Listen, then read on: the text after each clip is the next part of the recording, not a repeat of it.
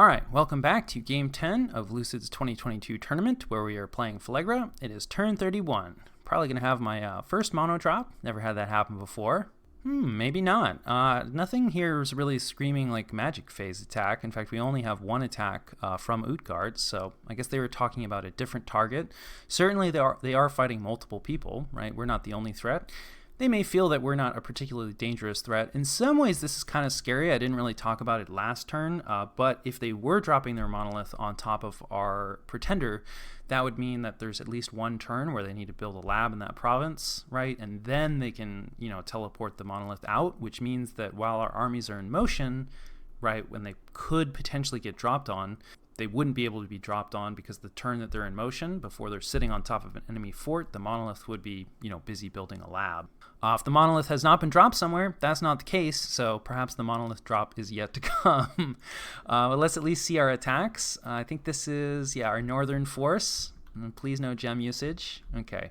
Pretty standard amount of PD, maybe a little heavier than 6. It does look like we did not use gems, which is good, right? We do have a lot of units here. Actually, wait, no, this is our southern force, isn't it? So they were scripted to not use gems. So there was just one PD there, and it got bumped, but like not to insane levels. So, interesting. Like Utgard doing a good job of mixing it up, right? Not always going with the same response, which is good. You don't want to be predictable.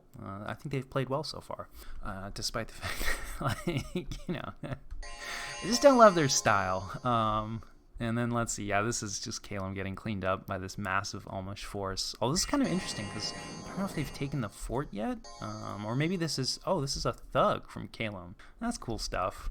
I like it when people, they don't just roll over. Like, there's no way Kalem is ever getting out of this, but they're clearly still thinking okay, what can I do, to cause my opponent problems. I appreciate that. And this thug could cause problems. So he's got his magic resistance boosted a bit, although it's still not ideal. He's got an awe shield, which could be relevant, although heavy cav usually has high morale, so I'm not sure that's going to help him too much.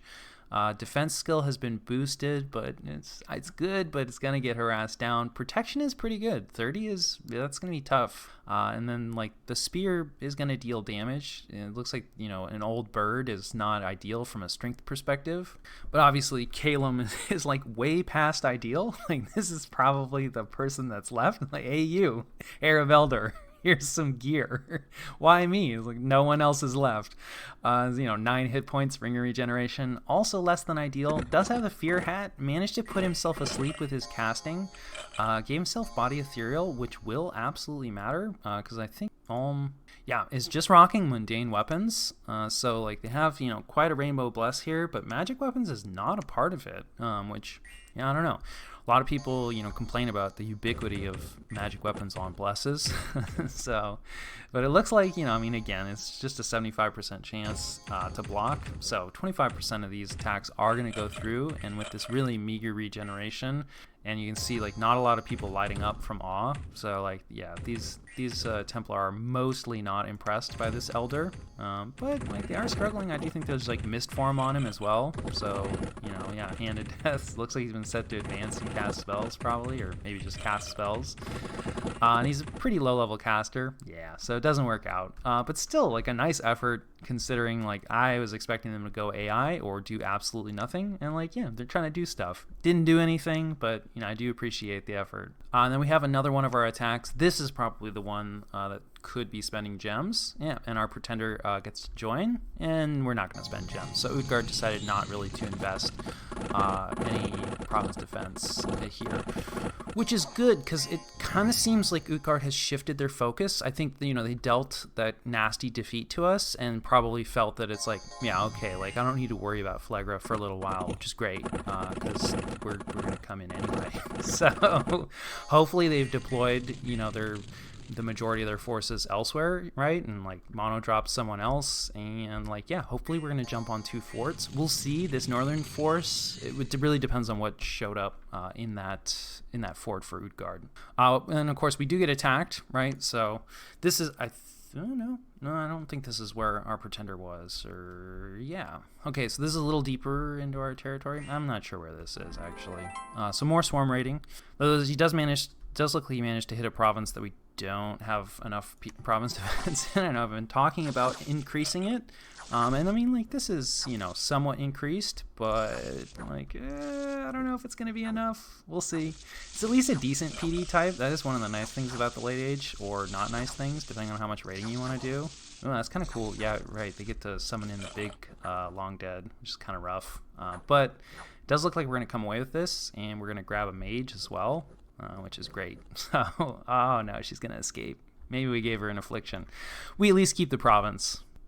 So that's something, right? So, you know, a little bit of poking from Utgard, but we can handle that with just province defense. This is Vedheim moving forward against Miklin.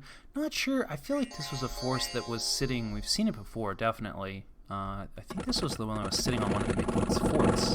This kind of looks like it's now moved off because I don't recall a storm. So that's kind of interesting. Maybe just left a token force sieging and is just headed like straight for the capital or something. This looks like a raiding force, probably stealthy, right? So there's just, ooh, a lot of province defense here though. I don't know. The Vedi are pretty good, and like these light cav are not good. Like this is not a good PD type to be dumping. But like there's enough heavy cav here. Ooh, I missed that there was, okay, nice, it's being led by a goad. That's cool. I like these guys. I'm not convinced that they're great, but I like them. So anyway, he provided some swarm, cover, and then also is getting a couple casts of protection in, which is actually going to matter a pretty decent amount. So I kind of like, I don't know, we'll see. The Vedi do really struggle like with heavy armor like this because they have lower strength, but like the militia, like they have no problems with, and like the short bows, they actually have pretty good armor. And like especially these Vedi with shields, like bows, not so much a problem. And I think these guys are just, yeah, short bows in the late age, like really just not good. So yeah, not a good PD type to be dumping, but you know, you have to work with what you have. And that does work out for Vedheim, like, yeah, really well, actually, considering, like, yeah, these guys are really cheap, and, like, that's a good amount. This looks like 20 PD. That's a good amount of gold to be losing for almost no effect. So this war looks to be going really well for Vedheim. We obviously do not have full coverage, so there could be a lot of the story that we're missing, but, like, so far, Vedheim is actually looking like probably the most dangerous player here right now. I mean, we'll see. It's kind of between them and Utgard, I feel like. We haven't really seen Marignon in action, and it does seem like they're doing pretty well against Gath, so, we don't have full information. This looks like it's actually somebody changing the temperature scale with a spell. So, I guess it's not impossible that this is a random event, but I usually see this, from, I forget the spell. But there's one for heat, one for cold, so it looks like, I'm guessing it's Utgard trying to make it cold, right, because our fire magic's not going to do as well. Fire elementals don't like it when it's cold 3, but these happen after the battles, so I guess they weren't expecting us to move out this turn, because I believe this is the province that we just took in the south, and this is their fort that we're aiming at right here. So unless they did it on top of their fort as well, and I mean, there are reasons that you don't, you want to do it on valuable provinces of your own, but unless they also cast it there, like, this is too late, right? Because we're going to move in this turn, and the temperature is going to be what it is, like, probably average. And our fire magic, is going to do what it's going to do. Incinerate does not care about the cold scales, so another advantage to Incinerate. And then, of course, yeah, huge Barbarian Horde, of course. I do think we moved in Defenders, fingers crossed. And then, yeah, okay, we get a Lumber Construct. That's nice. So, they're not great, but we'll take it. And it's better than a Lumber Construct attacking us. And we get a handful of Earth Gems, +5. That's actually really nice, because we do want Earth Gems. So let's see if my defenses hold out here. I think we moved some Mouflon in, yeah. And some Archers, nice. And a little bit of a Province Defense dump. We were a little on the broke side this last turn. Short bows, of course, being pretty awful in the late age, but they never really lose their efficacy against Barbarians. So, we'll see how that goes. Come on, Barbarians, you have terrible morale. You've taken a ton of losses. What are you doing? Go away. So, these are like the bravest Barbarians of all time. Yeah, wow, that went not great, but we at least hold the province, but we lose our patrollers, and that, I mean, we can collect some of them, and we lose that Mouflon group, but we don't lose any mages, and we keep the province, so that's something, I guess. Let's see, 26 units dispersed, most of them survived, right, this is in our own territory, but we have to go, collect them. And then we finish construction of the fort that is on top of the throne in the north, and I will catch you guys after the cut. All right, this is the situation and what we did about it. Still committed to this war against Utgard, making 2 attacks, although neither of these are real attacks. In fact, we're actually withdrawing in the south here. So, of course, we know the Bless is back online, and we do see a group of Utgard Sacreds that have moved up here, no doubt to reinforce this fort. And not super confident with what we have here in being able to defeat this. We're planning on relying on some Incinerate, primarily maybe some fire elementals, but we don't have a ton of gems with this army. So definitely would like to get some more reinforcements, and that is why they are pulling back, which is definitely painful. There's no 2 ways around it. Hard to say, like, this maybe would be close. I don't know. With the amount of province defense investment that's probably there, I think this was a good call. And we intend to find out exactly what we would have been up against. We're just going to go ahead and ping it, take a page out of Utgard's book, and see exactly what level of province defense investment there is. And the expectation here is that probably there'll be a patrol, so we'll actually get to see, what we would have fought against and what we'll have to fight against in the future. I do think the southern attack route is our more viable one. We've talked about it's farther away from the capital, the source of the Sacreds. We have more stuff down here now, so we are bringing like a number of mages forward. A lot of this is like shackled mages. I think we also have some crossbowmen coming forward. We're recruiting not that many troops down here. We've talked about how our forts aren't great, right? It's here for the mages, whatever troops we get out of it. Somewhat incidental. But we do have like full troop recruitment. Let's see, I think some Mouflon here, Mouflon in the capital. So we are recruiting a lot of troops. Going back to the Cyclops Smiths, we're forging some of those midget mashers. We've talked about how potentially these might be decent answers to the Sacreds. But I don't know, these guys' combat skills are so poor. Like, I don't know, we'll see. It's really just, I don't want to say desperation, but we are definitely looking for kind of outside the box answers because we've struggled a bit. So we are moving those guys forward and recruiting replacements. We'll see how that goes. In the north, we have a lot less, right, because of previous losses. So this is also just a ping, right, to see, this is in range of the capital recruitment here. So I'm expecting these Sacreds to move down and try to block this force. There's definitely not enough stuff here to safely move forward. So we'll also be pulling this force back. We're going to be transferring our Pretender. I believe they're headed towards the south. Like I said, I do think the south is where we're likely to make more progress.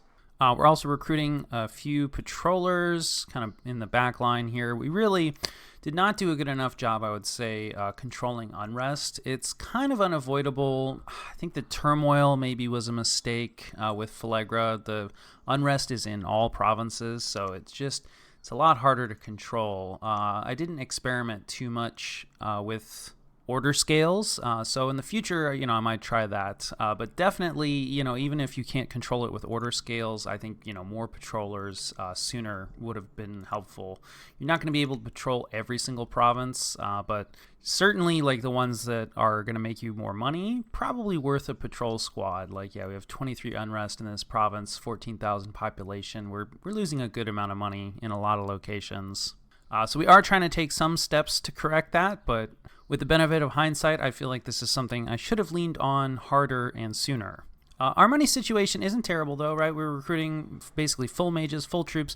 Like I said, bringing up a lot more shackled mages. I think at this point, I really realized that if you're attacking as Phlegra, you really need to keep the shackled mages just flowing forward, because they're pretty much guaranteed losses no matter what happens.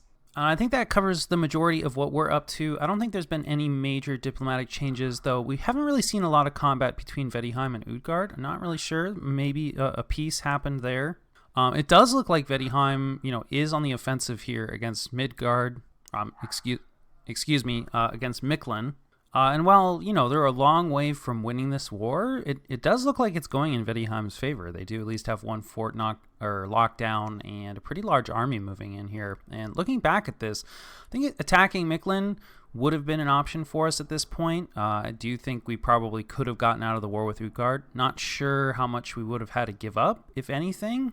Also not sure if that, agreement would have held, but, I do think that at this point, it looks like Miklin might be in a little bit of trouble, and if we joined forces with Vedheim and managed to stop this war with Utgard, I think that probably there would have been more for us to pick up here. It's just, better borders. But like I said, this player had a pretty fearsome reputation. We had it on Aggression Pact. I wasn't sure that things were going to hold with Utgard if we did try to make peace. So you can definitely see where I'm coming from. Also, it should be said that Vedheim is perhaps like a bit overstretched, right? Like they, in my opinion, don't really have any friendly neighbors. We know that they're not friendly with Utgard. Like even the players didn't really see eye to eye. So even if there's a temporary ceasefire, I don't really think that's gonna last. Like there's no love lost there. Obviously, they're fighting against Mictlan. And while they're not at war with Marignon is closing out this war against Gath. This is Gath's capital. It's not cracked yet, but I don't really, this war is pretty much over.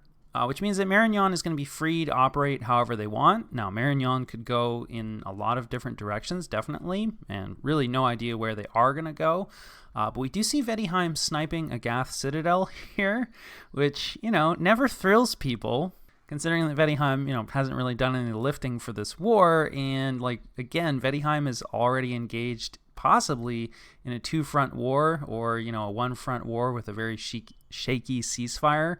And so, if I was Marignon, I might be looking at Vedheim thinking yeah, this could be a good next war target. In which case, if we throw our lot in completely with Vedheim, and attack Mictlan and then Vedheim collapses, then we're in kind of a similar situation, I think, to Vedheim where, we've pissed off a lot of our neighbors. We don't have any friends.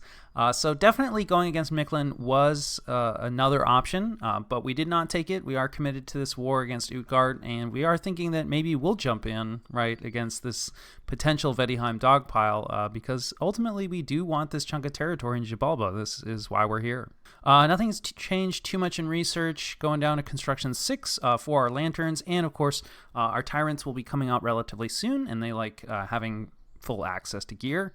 And then Enchantment 6, mostly for our Sow Dragon's Teeth. And then Evocation, kind of speculative. That is a useful school for us, though. And I think that more or less covers turn 31.